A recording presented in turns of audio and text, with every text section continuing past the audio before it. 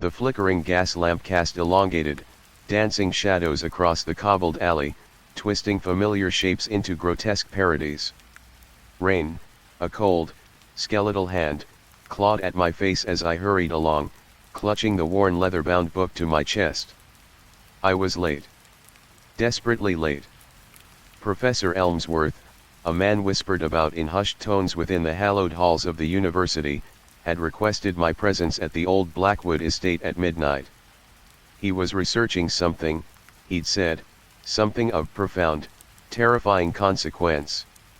Naturally, I, a young and ambitious doctoral candidate, was eager to assist, despite the chilling premonitions gnawing at my gut. The Blackwood estate loomed at the end of the alley, a Gothic monstrosity silhouetted against the turbulent sky. Gargoyles leered down from crumbling turrets, their stone eyes seeming to follow my every move. The rusted iron gates creaked open at my touch, a mournful wail that echoed in the oppressive silence. As I approached the heavy oak door, a low, guttural growl vibrated through the ground. My breath hitched in my throat. A large, black dog, its fur matted and its eyes glowing with an unsettling intelligence, stood barring my way. It wasn't barking, wasn't threatening in a conventional way. It was, observing. Waiting. I swallowed hard, attempting a calm I didn't feel. "Easy, boy," I murmured, extending a hand, palm up. The dog didn't flinch. It just continued to stare, its gaze burning into me like hot coals. Finally, after an eternity, the dog slowly stepped aside, its growl fading into a low rumble. As I hurried past, I felt its hot breath on my ankle, a chilling reminder of its presence. The oak door creaked open into a cavernous hall, dimly lit by more sputtering gas lamps. Dust motes danced in the air, illuminated by the sickly yellow light.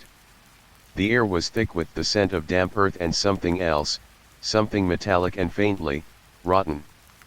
"Professor Elmsworth." I called out, my voice barely a whisper in the vast space. Silence. I ventured deeper into the hall, passing portraits of stern-faced Blackwood ancestors, their painted eyes seeming to scrutinize me with disdain. The floorboards groaned under my weight, each step an agonizing crack in the suffocating silence. I found Professor Elmsworth in the library, a room lined with towering shelves filled with ancient tomes. He was hunched over a large, ornate desk, illuminated by a single lamp. He didn't acknowledge my presence. "Professor." I tried again, a little louder. He didn't respond. I took a tentative step closer. His back was to me, but I could see his shoulders heaving slightly. He seemed to be muttering something, a low, unintelligible drone. Another step. I could now see the desk. And on it, something that made my blood run cold. A human skull. Its empty sockets stared up at the ceiling, a silent, accusing witness. Next to it lay a scattering of handwritten notes, covered in arcane symbols and diagrams that seemed to writhe before my eyes. Professor Elmsworth continued to mutter, his voice growing louder, more frantic. "Professor," I said, my voice trembling. "Are you all right?" He finally turned. His face was pale, his eyes wide and bloodshot. He looked different. Wrong. There was a manic gleam in his eye that I had never seen before.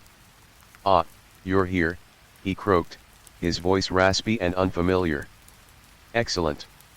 I was just finishing up." He gestured towards the skull with a trembling hand. "You see, I've made a breakthrough. A way to communicate, to cross the veil, to understand what lies beyond." My stomach churned. I knew then that I had made a terrible mistake.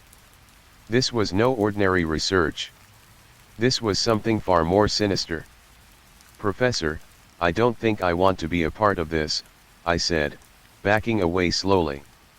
He laughed, a high-pitched, unsettling sound that echoed through the room. "Oh, but you already are, my dear boy. You already are."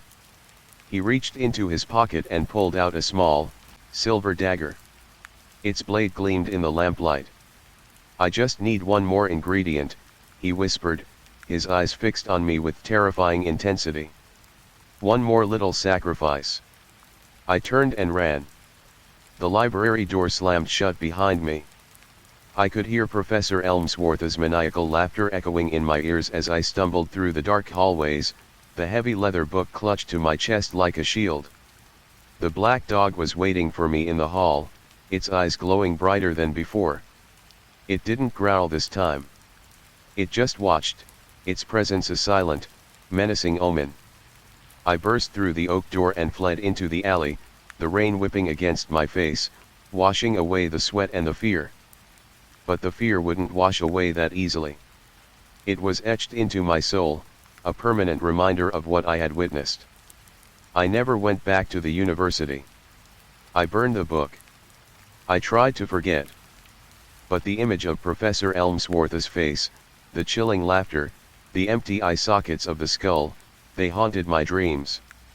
Years later, I still wake up in a cold sweat, the scent of damp earth and rot clinging to the air. And sometimes, just sometimes, when the wind howls through the streets, I hear a low, guttural growl, and I know, the black dog is still watching. Waiting. And so is he,